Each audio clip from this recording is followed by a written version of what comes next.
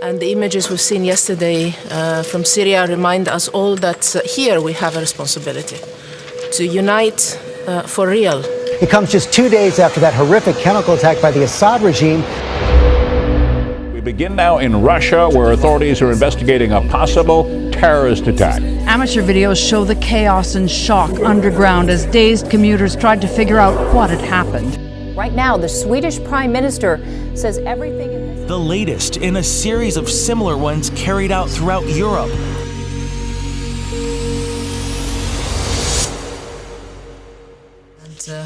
I want to be very frank. This is the most complex and the most violent conflict in our times. Under the cover of darkness, dozens of U.S. Tomahawk cruise missiles fired into Syria from 2 Navy warships in the Mediterranean. Overnight, North Korea launched another ballistic missile into the Sea of Japan. This week's mid-range missile test, a sign of Pyongyang's growing strategic prowess.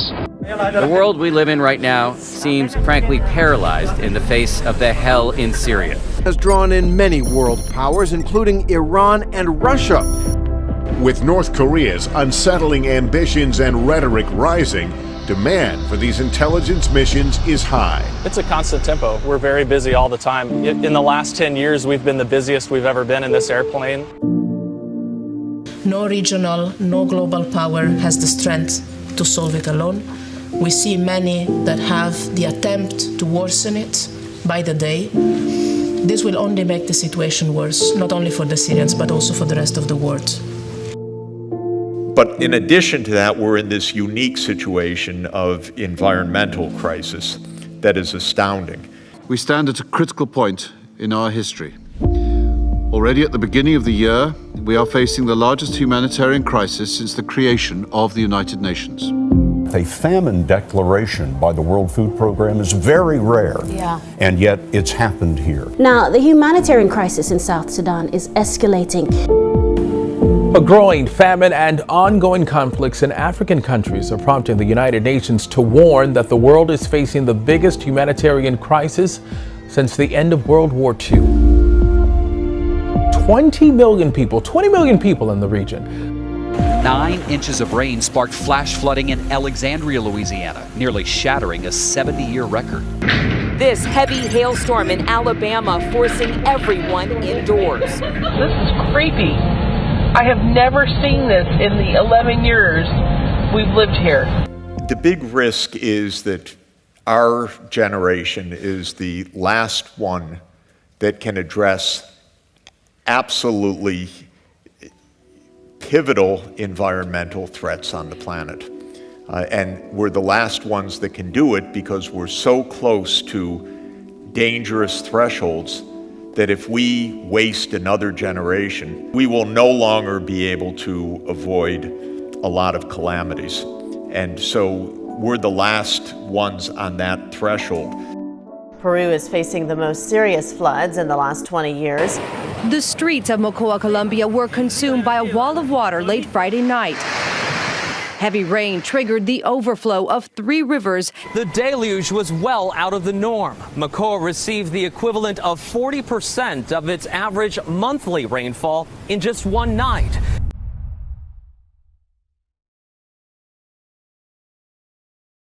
Severe flooding continues in Argentina and Ecuador, with both countries having experienced continuous heavy rainfall for 10 days.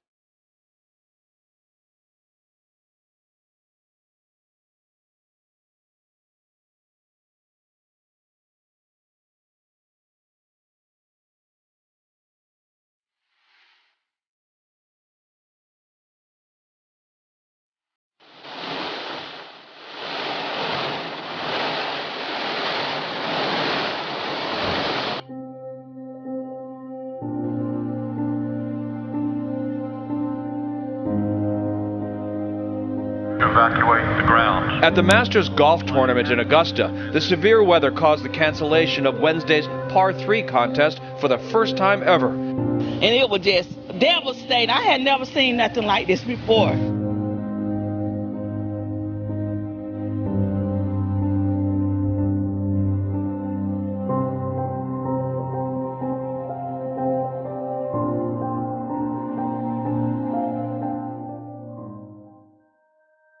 Pope Francis is welcoming Prince Charles and Camilla to a private meeting at the Vatican today. The visit is part of their 9-day tour. So I think focusing on what they had in common, focusing on peace.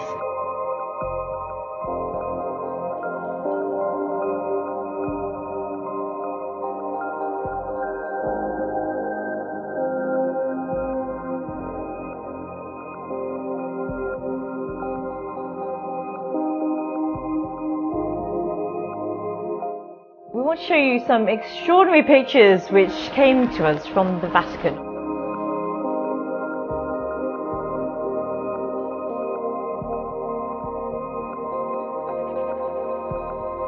And you can see, I'm not making this up. It comes, you might say, right out of the Pope's own mouth. La mayor parte de los habitantes del planeta se declaran creyentes. Esto debería provocar un diálogo entre las religiones.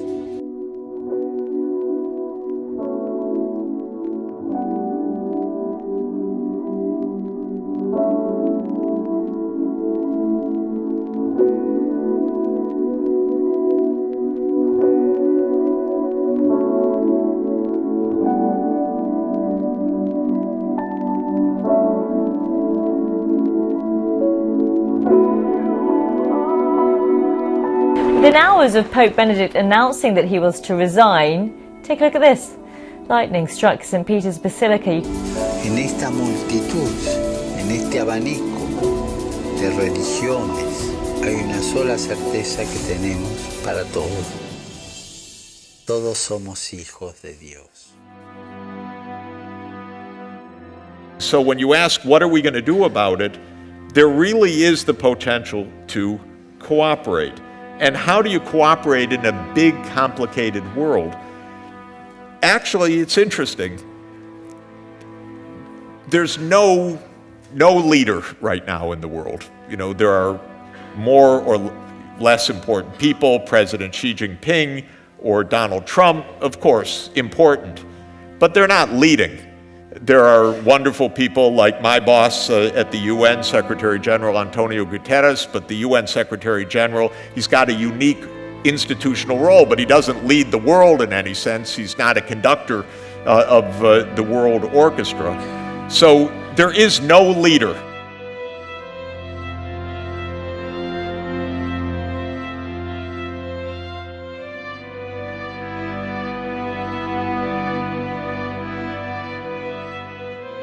NAU professor receiving death threats after a story about an essay that she assigned her class made national headlines. On a recent paper, she had a point deducted from her score because she used the word, brace yourselves now, mankind to describe humanity. The term deemed sexist by the university's style guide. On the list of words to avoid, the word mankind, asking students to use the more inclusive humankind instead. Her professor, Ann Scott, warned her that this was inappropriate gendered language, contrary to how the word has been used by almost everybody for centuries. Scott said mankind referred only to men and was therefore sexist. Hull University is to penalize students by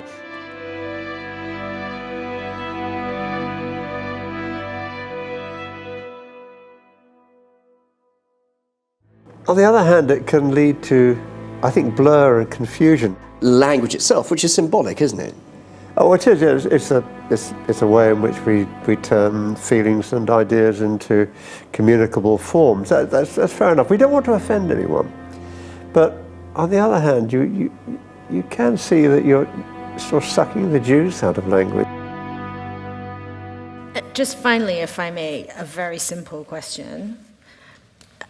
Are we, right now, as we go about our daily lives at the start of 2017, witnessing the first days of a new world order? That dramatic statement. Is that right? We're in the middle of really profound change, no question about it.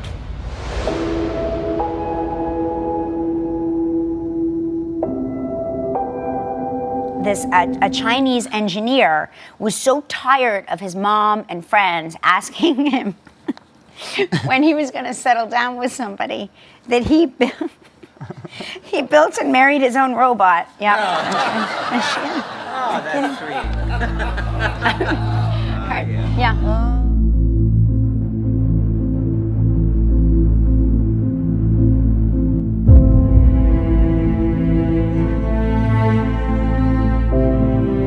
Yes, indeed. So let me ask you, would you let your employer, and our employer is Rogers, but would you let your employer, let's say, implant a microchip in you? Because one office in Sweden is doing just that.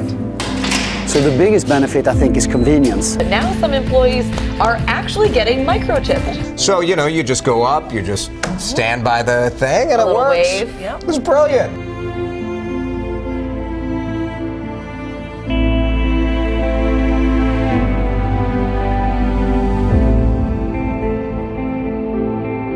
The story is set in the future when the lines between humans and machines are blurred.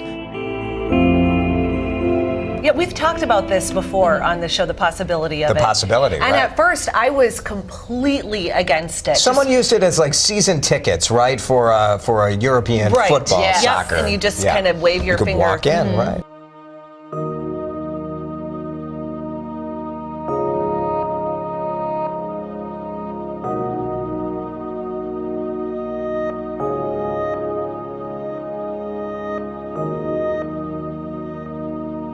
I started thinking about how things have changed in 40 years. When I was in college, nobody would have dreamed that we were all going to be taking photographs with one of these instead of one of these.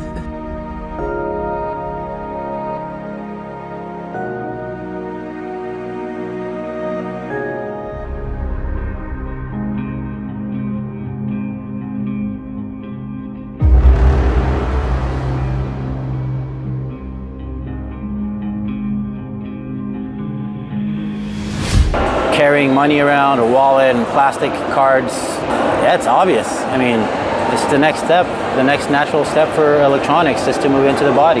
It does raise security and privacy concerns. Of course, the data generated by it lets the company know where you've been and what you've been doing. No baristas anymore, because that'll also be robots, but they will know from your iris scan that you want a double, triple caramel. It also has a new virtual assistant called Bixby and an iris scanner that lets users unlock their phones by looking at them. DNA is a valuable investigative tool. Fingerprints are a valuable investigative lead and tool. But what scares me is the FBI and the Department of Justice proactively trying to collect everybody's face. And then having a system with a network of cameras where if you go out in public, that too can be collected and then used in the wrong hands, nefarious hands, somebody in government misusing it. It does scare me. Are you aware of any other country that does this? We are seeing them more and more, drones watching down from the sky and with few regulations. More like a toned-down version of what has become common in 21st century warfare, remotely controlled flying weaponry that kills. I am not a person who will give up privacy for safety. Not when the tool to enforce safety brings so many questions of its own. Connecticut state legislature is considering a bill to put a lethal airborne option in the hands of police. The proposal's sudden appearance has sent a shockwave through the state capitol. I didn't even know this bill was in existence. The Center for Medical Progress did the American people an incredible service by surreptitiously recording Planned Parenthood selling human body parts to the highest bidder.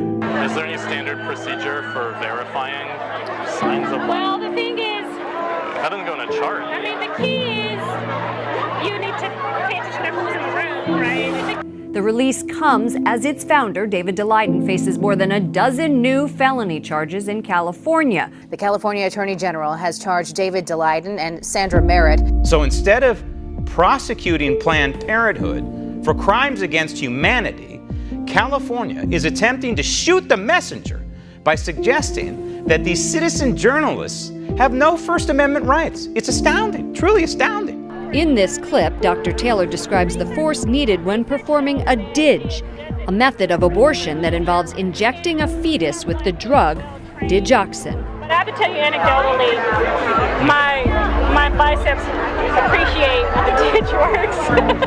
Really? It's in the biceps when you're doing a It D&E? does not take me any longer to Killing them, it is catastrophic. This is the big picture. This is part of the collapse of a civil society here. It's almost unbelievable to watch. Steph, thanks. But the initial attraction of this new religious system, Paul tells us, is basically, well, the way he phrases it is peace and safety. Where all Syrians will be able to live in peace and security. Paul would put it this way in 1 Thessalonians 5:3, that the message will be peace and safety. The word peace there literally means the end of war, the end of conflict. There will be harmony and unity and peace on earth and goodwill towards men. This will be the new utopian era. The word safety means there will be certainty, there will be stability, physical and economic security.